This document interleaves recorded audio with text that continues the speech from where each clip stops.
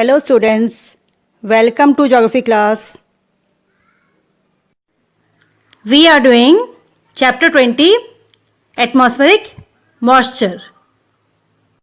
In the last class, we have studied about condensation, forms of condensation, clouds and classification of clouds. Today, we will study from page number 311 to page number 318.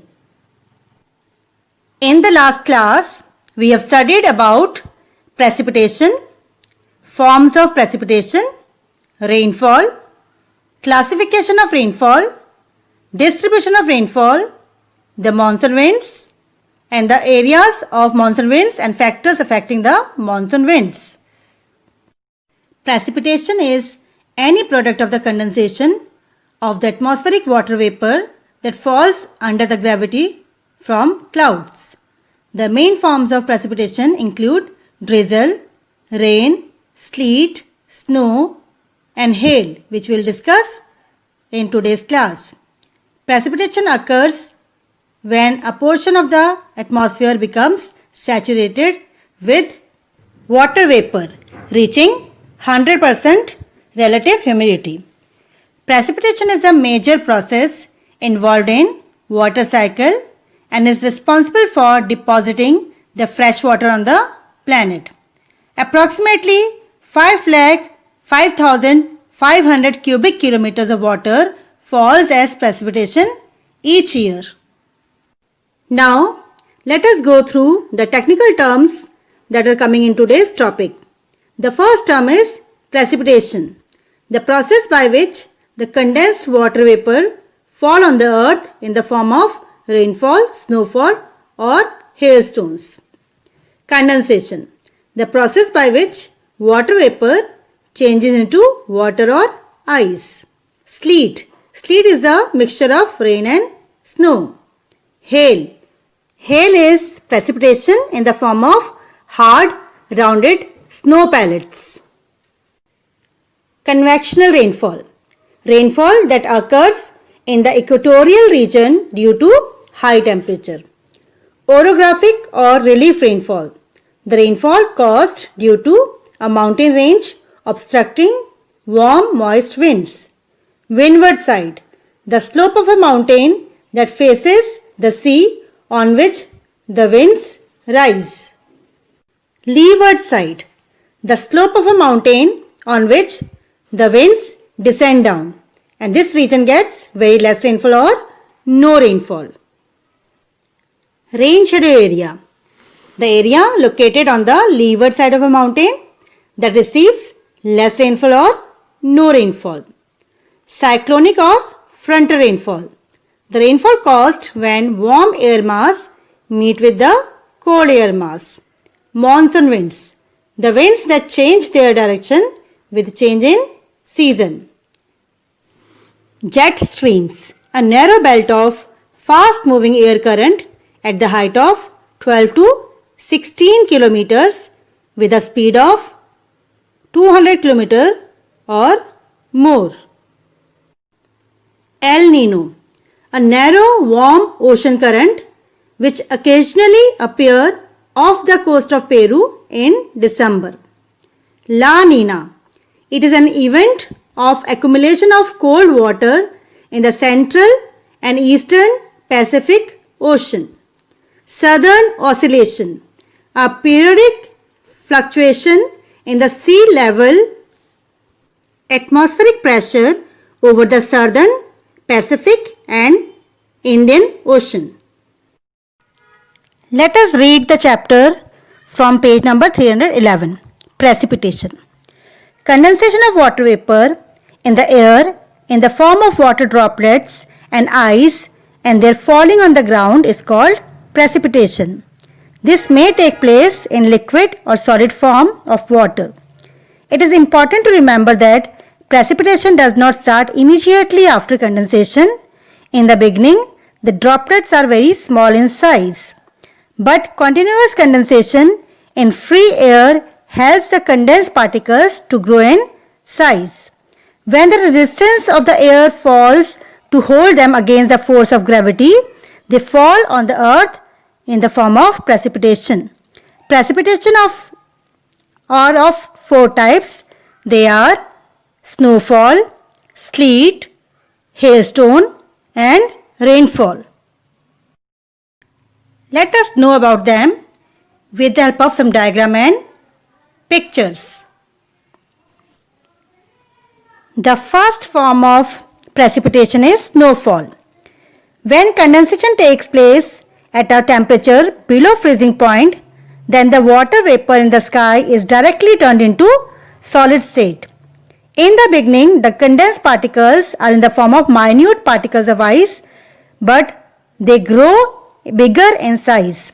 The bigger particles fall on the earth in the form of snowflakes, which is called snowfall. Snowfall is a common form of precipitation in the mountainous area and polar region. They are common in the winter season. Sleet is the second form of precipitation. Sleet is frozen raindrops and refrozen melted snow water. It may be a mixture of snow and rain or merely partially melted snow. Sleet occurs when the temperature is below sub-freezing point. The raindrops which leave the warmer air encounter the colder air above them. As a result, they solidify and reach the ground in the form of small pellets of ice not bigger than the raindrops. Sleet is also a common form of precipitation in the polar regions and in the mountainous area. The third form of precipitation is hail. Precipitation in the form of hard rounded pellets is called hail. It occurs in two ways. Number one, when the water droplets fall on the earth, it passes through cold air whose temperature is below freezing point. The water droplets are frozen into ice pellets and they fall on the earth in the form of hail. Sometimes rapidly increasing air current lift the raindrops to a great height above the freezing level. As the raindrops reach the below freezing level, the water drops they convert into ice in the atmosphere. When they grow in size, they fall on the earth in the form of hailstones. The fourth type of precipitation is rainfall. Rainfall is the most common form of precipitation. When the humid air rises up, it cools and condensation of water vapor takes place. The water vapor is deposited on hygroscopic particles, that means dust particles, and turn into water particles. These are known as cloud particles. The cloud particles float in the air and clouds are formed. If the particles come close to one another, they may grow bigger in size. When they grow bigger, their weight is more and they cannot suspend themselves in the atmosphere. So due to the gravity of the earth, they fall on the earth in the form of rainfall. There are two conditions for the occurrence of rainfall. Number one, there should be sufficient humidity in the air. Number two, the condensation should be caused due to rising and cooling of moist air. Now we will study about the classification of rainfall with the help of some diagrams. There are three types of rainfall. They are number one, relief rainfall. Number two, convectional rainfall. Number three, frontal rainfall. This is a diagram of convectional rainfall. Convectional rainfall is very common in the equatorial region. Convectional rainfall occurs due to high temperature. Due to high temperature, the water on the earth's surface gets heated. The water changes into water vapor and they rise up in the form of convection current. As the air with water vapor rises up, the temperature decreases. It is followed by condensation, and when further the clouds are cooled, they result in heavy rainfall. This rainfall occurs mostly in the afternoon, so it is also called 4 o'clock showers. This rainfall is always very heavy with thunder and lightning. The second type of rainfall is relief rainfall. Relief rainfall occurs when a mountain acts as a barrier for the moist rain which is coming from the sea. The moist rain coming from the sea strike with the mountain and it start rising up. As the winds rise up, the temperature decreases. As a result, condensation takes place and clouds are formed on the windward side of the mountain. Windward side of the mountain is the side of the mountain which faces the sea. And heavy rainfall result in this slope. After this, the wind descend on the leeward slope. As the winds descend, the winds get warmer and drier. So there is no rainfall or very less rainfall in the leeward side. So this side is called the rain shadow area. This type of rainfall is common in the mountainous areas of the world, like in the Himalayas, in India, in the Western Ghats and Eastern Ghats. The third type of rainfall is frontal rainfall or cyclonic rainfall.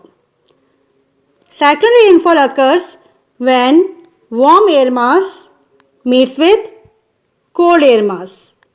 Warm air mass being lighter and warmer rise upon the cold air. As the warm air mass rise up, temperature starts falling and condensation takes place in which clouds are formed and heavy rainfall occurs in this area. Cyclonic rainfall is common in the tropical region and subpolar region. Now, let us see the distribution of rainfall in the world. We can divide the world into the areas of 3 rainfall regions: the areas of heavy rainfall, the areas of moderate rainfall and the areas of low rainfall. Areas of heavy rainfall are found along the equator between 10 degree north to 10 degree south latitude. This area receives rainfall more than 200 centimeter. The rainfall here is mostly convectional type. That is due to high temperature the rainfall is caused. The second area is the area of moderate rainfall,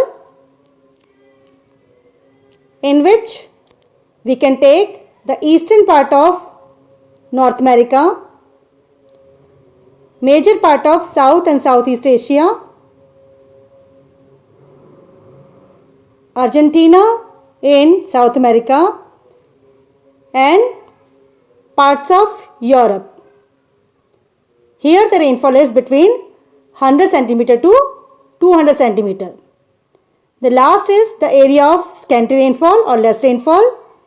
They are the polar regions like the northern part of Canada including Greenland, northeastern part of Russia, the western desert region of Australia, the Sahara Desert in Africa, Central Asia and Antarctica around the South Pole. Now let us study the monsoon winds. The monsoon winds are the seasonal winds which move from sea to land in summer and land to sea in winter. In the month of June, the sun shines vertically over Tropic of Cancer, which passes through central India, due to which India has high temperature. The temperature of Rajasthan reaches up to 50 degrees Celsius, which creates a low pressure in India, whereas the Indian Ocean has high pressure. So, in this season, the southeast trade winds, as they cross the equator, they enter India as southwest monsoon winds. They blow from southwest to northeast. As they are blowing from sea to land, they are full of moisture. So, they give heavy rainfall from June to September in many parts of India. First, they give rainfall in the western coastal plain of India, including the states of Kerala, Karnataka, Maharashtra and parts of Gujarat. These areas lie in the windward side of Western Ghat, whereas the central Deccan Plateau remain dry. After this, they move towards Rajasthan. In Rajasthan, they don't give rainfall because they don't face any obstruction. Aravali's are there in Rajasthan, but they are parallel to the monsoon winds. So, monsoon winds pass Rajasthan and they strike with the Himalayas and give rainfall in the foothills of Himalayas in Punjab and Haryana. The other branch move towards Myanmar.